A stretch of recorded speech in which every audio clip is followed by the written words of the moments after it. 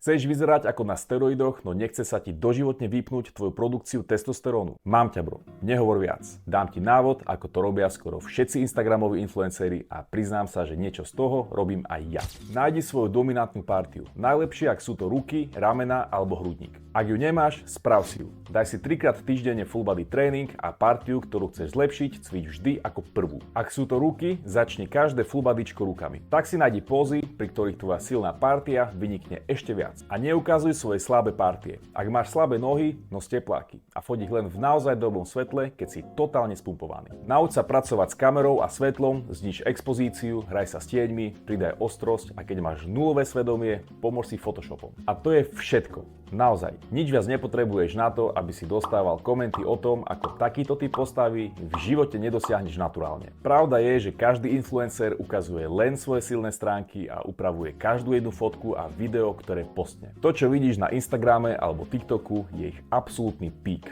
Keď ich však stretneš naživo, tak realitou je väčšinou sklamanie.